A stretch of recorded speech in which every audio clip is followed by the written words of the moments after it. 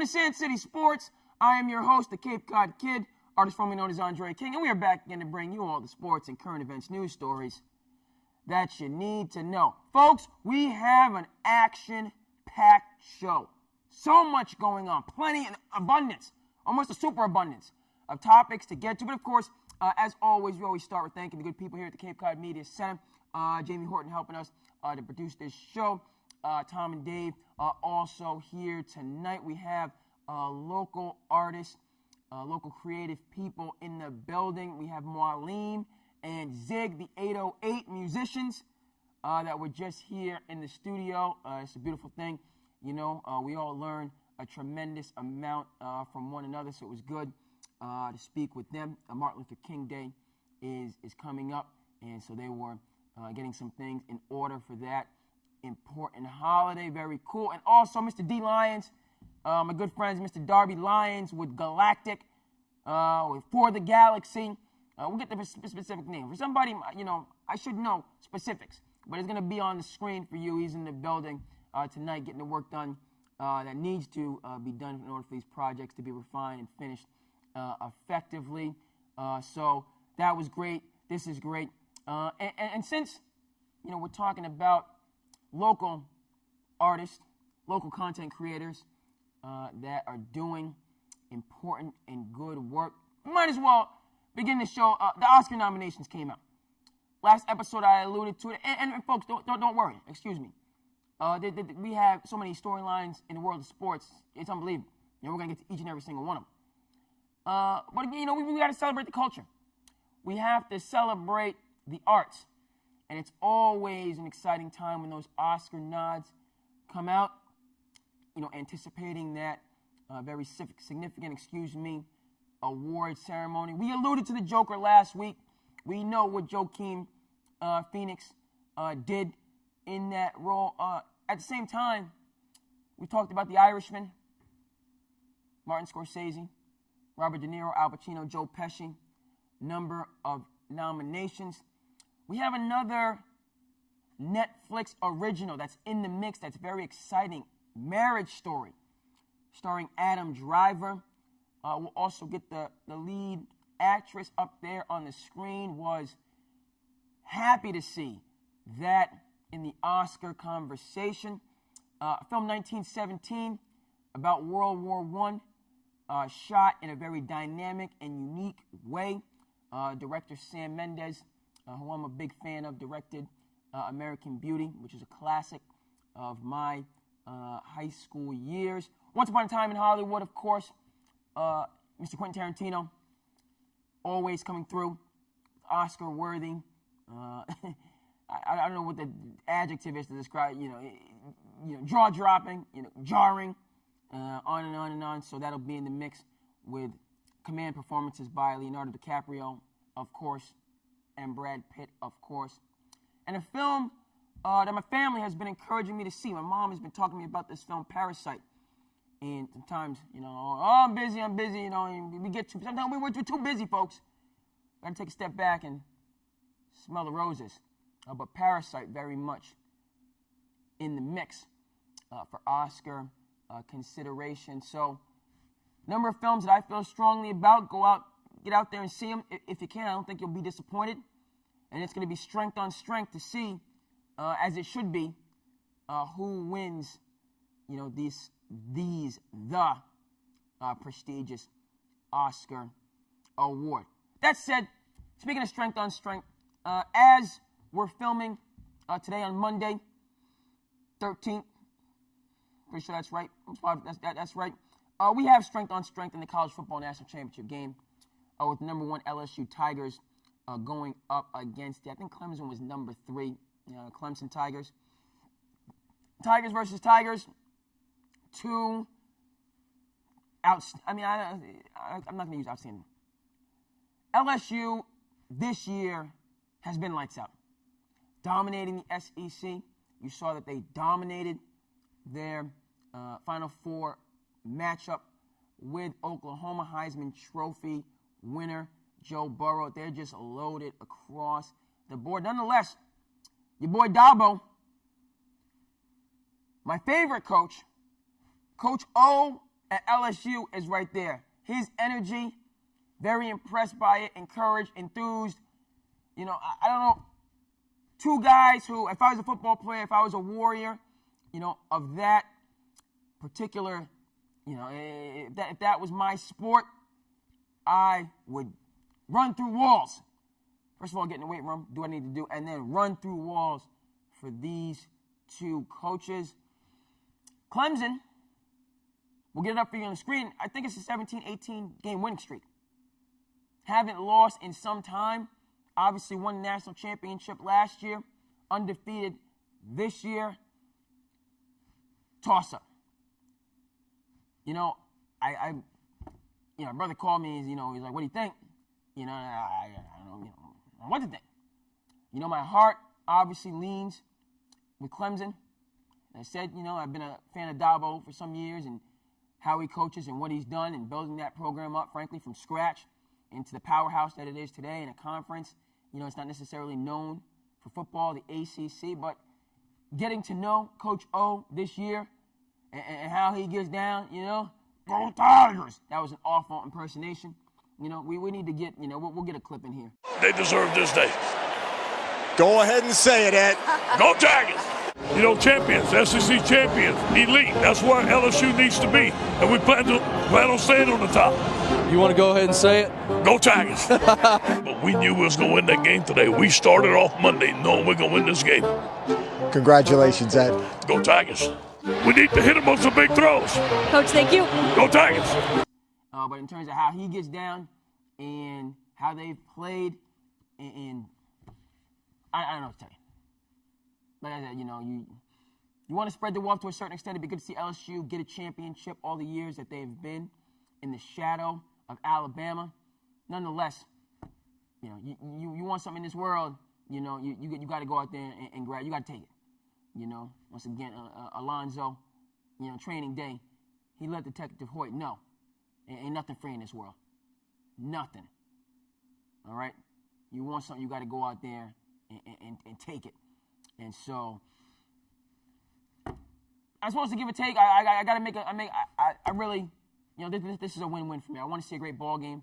The championships between Clemson and Alabama through the years were all great games. That's what I'm looking for. I'm looking for a great game. And, you know, either side wins, I will be pleased. Nice to spread the wealth with LSU, you know, but if Dabo continues his win streak and ascension, you know, to the pinnacle of college football, I have no problem with that either. N.F.L. playoffs, you already know. My heart is hurt right now, folks. My heart is hurting right now. Baltimore is my team. Lamar Jackson is my guy. You know, I felt like this was their year. And what we saw on Saturday, you know what it is. Tennessee Titans, from start to finish, they put a whooping on them. Maybe that's Titans won that game handily, as far as I'm concerned. You know, they scoreboard wise, and then just watching the game eye test wise, they were in control for the majority of the contest as far as I'm concerned. And so it's just in a number of directions. You know, anytime you have a player who has a transcendent season, as Lamar Jackson did, and his team does not win a championship, never mind make it to a conference finals or championship, there's going to be an avalanche of examination, criticism, skepticism, blame placed on that player, as it should be. Talked about it last week. You know, my view, that crown on the head of the king is supposed to be heavy.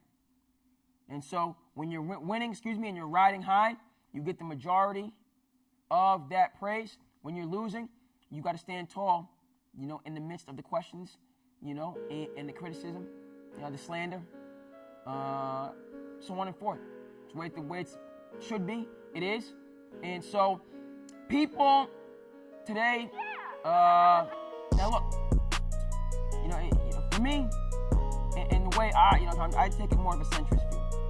You know, but you got folks kind of more in the anti-Lamar camp beside themselves.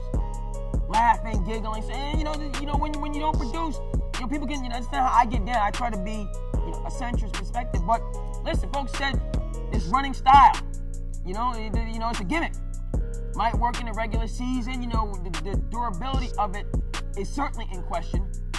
Can a running and a mobile quarterback, can this style be successful over some years? Shout out to your boy, Russell Wilson, and what he's doing and continues to do. So we have examples of it working 5, 10, 15, there's longevity, within the style. But there were serious questions, again, about Lamar and his ability as a pocket passer to run the offense, to not use his legs, when that running attack is stifled. Can he still be successful? And in his 2 playoff games, that has not been the case. Facts on facts on facts, undeniable. The little giggles and the chuckles in there. People have a right. If that's how you want to carry it, you have a right to carry it that way. Nothing wrong with that. I want to make that clear. That's not mine. But if that's how the people talk about. Look how Joe Flacco feel right now. How Joe Flacco feel. All this Lamar talk, and you ran me up out of town, even though Flacco's clearly on the downside of his time in the NFL. And all those people that had to sit silent, hold their tongue when the Lamar coronation was going on throughout this season for their doubts and skepticism and criticism, I being one of them, but others who were much more vocal and in positions of authority, now, they don't have to be up against that wall of shame so much. And many of the points that they made, again, playoff time, money time, hungry time, okay? About that lifetime. We're not going to let you do what you do best. You're going to have to do other things.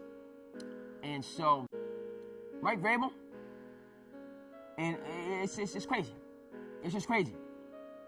And what he is doing, going into Foxborough, getting a win, rather convincingly, going into Baltimore, another win, convincingly, for a coach very young in his tenure. A lot of players, A.J. Brown, talked about it. Teams passed on him, including the Patriots. Derrick Henry taking a back seat to Ezekiel Elliott and Todd Gurley. Ryan Tannehill, career backup. Eye test these 2 games, against the dynasty in the Patriots and the emerging dynasty in the Ravens. Just watching it, it's been looking like David done got his swole on. That underdog in the ring, as you're watching these games, it don't look like an underdog. It looks like the doggone favorite. These last 2 games, and that, credit to each and every one of those players, and then the coach in terms of that organizational strength and structure to be able to deliver under the brightest lights. Can't take that away from people. And so what they are doing and continue to do. Now I'm already looking forward to Kansas City. We're not even going to start on that game. We're not going to get started. There's so much to get to. We have to really look at one. And I can't go on and on and on. But good golly, Miss Molly, I said it. It's and so we can't get away from that. And everybody, John Harbaugh, you gotta look in the mirror now. You gotta look in the mirror. Listen, folks. And I'm gonna power through this segment, but we gotta look in the mirror, John Harbaugh. People talk about Sean Payton only got him to 1 Super Bowl. People talk about Mike McCarthy with Aaron Rodgers. Sean Payton had Drew Brees, we know this. Mike McCarthy with Aaron Rodgers only got him to 1 Super Bowl. You only get so many swings in your at bat, folks. And this is an example of where John Harbaugh, he let an opportunity go. He did. And again, you know, when you look at greatness and 6 Super Bowls and what that means to achieve that, there's a reason there's a select few of these NFL coaches that have 3 and 4 and 5 and 6 championships. Not an easy mountain to climb. Speaking of mountains, folks, we going. What's going on in the Philippines right now?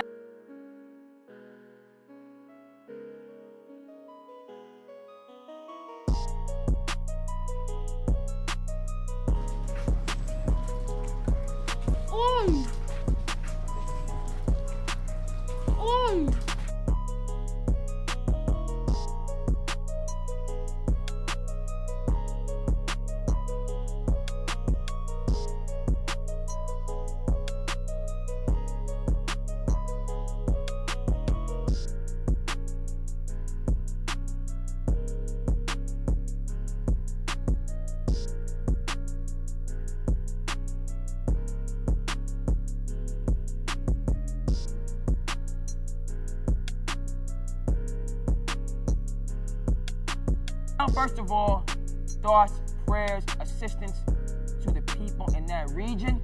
We're talking about a mountain to climb. What I saw on the social media today, and that volcano erupting, and the lightning and the thunder. We ain't got hills on Cape Cod, but I was ready to run for wherever I needed to run. You know, and that's thousands of miles away. Support for that region. Goodness. Again, back to a much less serious world of sports. You know, the Ravens, you know, this hurts. The fans, you know, I'm not a Ravens fan, okay? My man G-Force, Greg Warfield, in my fantasy league, I was rocking a TCBL today, old school. He's a Ravens guy. You know, that's his team. Lamar's his quarterback. So I'm not going to act as if, you know, the hurt is on that level.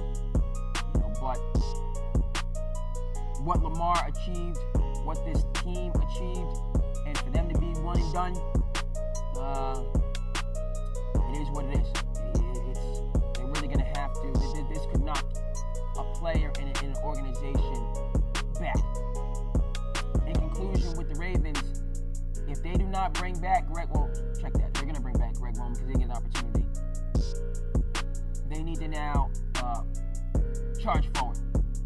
I was going to say, you know, we remember what happened to Atlanta once they lost Kyle Shanahan. The franchise never recovered.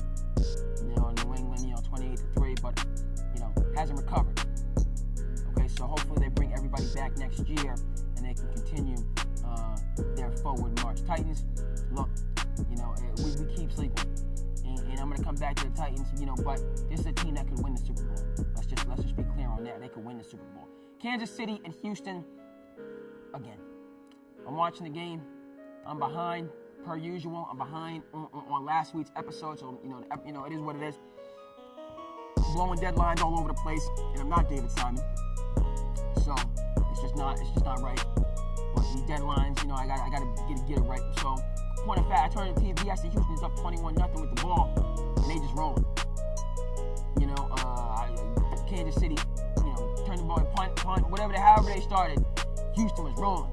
21-0 in the first quarter. I think they went up 24-0. Turned the TV off, went back to, you know, catching up my prize. The game's over. Andy Reid again falls short.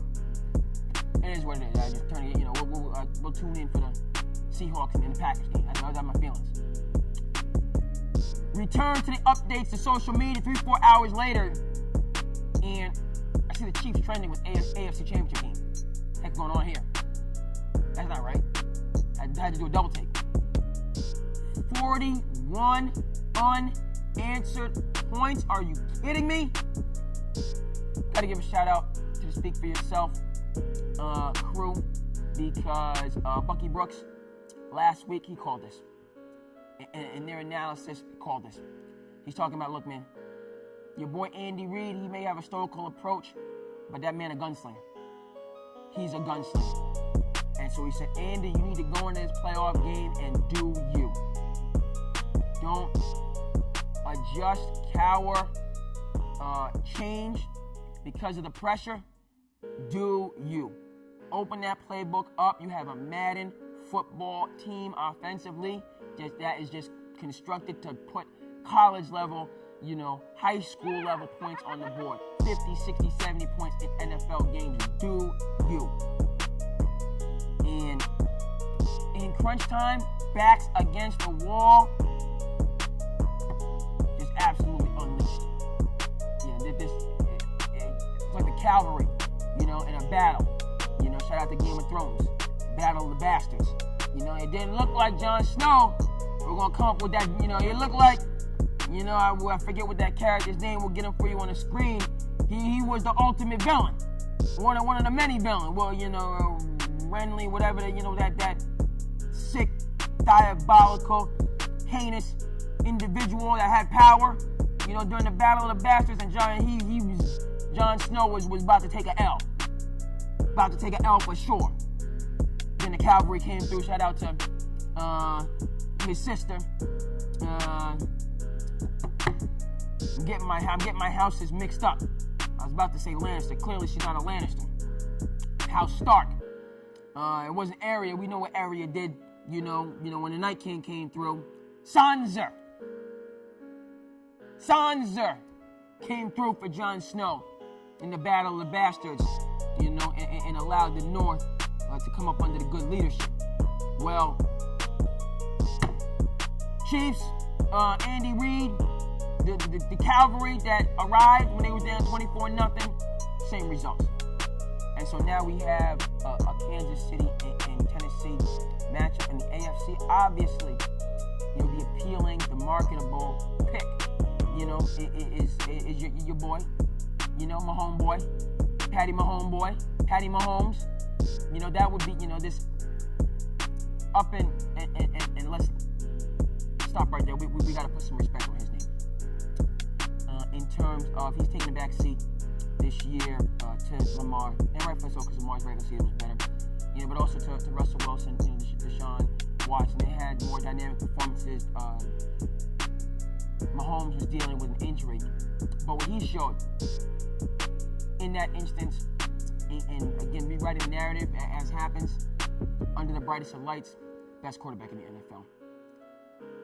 Maybe a rush to judgment, maybe a prisoner of the moment, but and I'm not going to be too firm. I'm not a football guy, but what the ability to dominate from the pocket versus the ability to dominate outside of the pocket, and which model will have success at the highest levels of N.F.L. football. Patrick Mahomes can do this from inside of the pocket, and that's why many people believe that he is the best quarterback in the NFL. Again, back to the Titans and Mike Vrabel and what's going to transpire next week. Story that broke today, folks, it's historic. I'm using that word. Maybe over. No, it's historic. And it brings back memories. I'm talking about baseball history of the Chicago Black Sox. What happened today, and you know what I'm getting at, Houston Astros severely penalized. Tip my hat to Major League Baseball's commissioner. Get his name on the screen. I remember Bud Selig, this gentleman. I forgot his name. Get it on the screen for you. Who I've been critical of in the future in terms of the marketing of the game. How he has stood tall and ruled, and his judgment in this instance, I agree with on first glance firmly. Baseball community, chime it firmly. But evidence has come to pass, the part of the record, that the Houston Astros in 2017 and their Boston Red Sox in 2018 used technology to cheat in the World Series and throughout the playoffs. Serious. Great reporting on this. I'll speed it up a little bit. Great reporting on this. And it was that the commissioner in his time. Even though, folks myself not familiar with him, he's not Bud Siegel, how is he going? But folks and the baseball people that have done great reporting have made it clear. This was known, this was established, this was engraved by law in the baseball people. Do not do this. Teams were notified, teams were warned, teams were,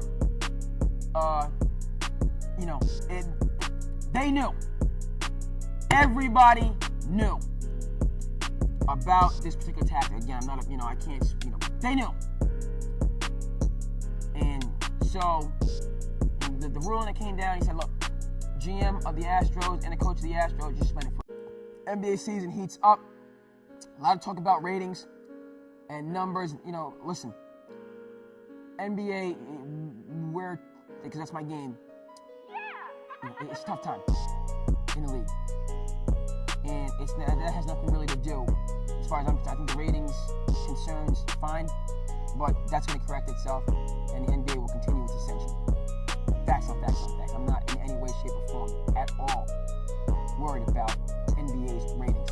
I think, among other things, it just reflects, as we started the show, the transition in terms of how content, how media is being consumed from cable to streaming, from full feature to short clips.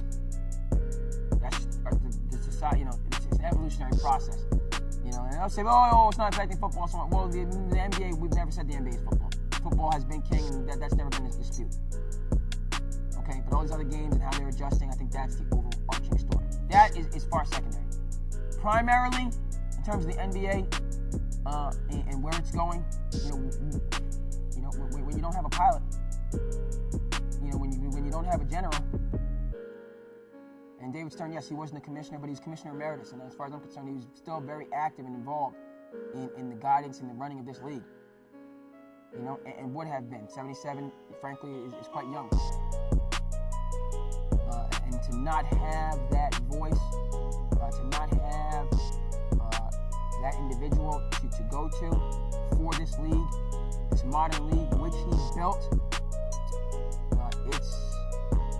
we need many people to step up to fill those shoes. Many.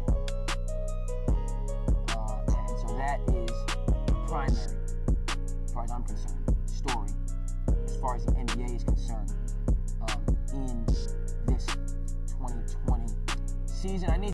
Folks, that's going to do it. Go ahead and comment, like, and subscribe as you feel the need. I am your host, the Cape Cod Kid, artist formerly known as Andre King. We want to thank you from the bottom of our hearts for tuning in to SandCity Sports, and we will see you here back again the next time.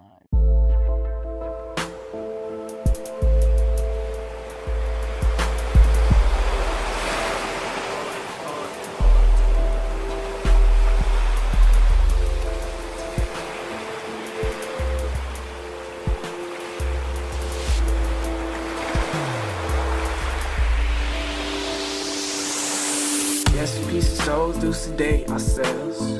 Just a number's pain we feel. Yes, at times we do hate ourselves, but each day we try to retake ourselves. So yes, a piece of souls do sedate ourselves. Just a number's pain we feel.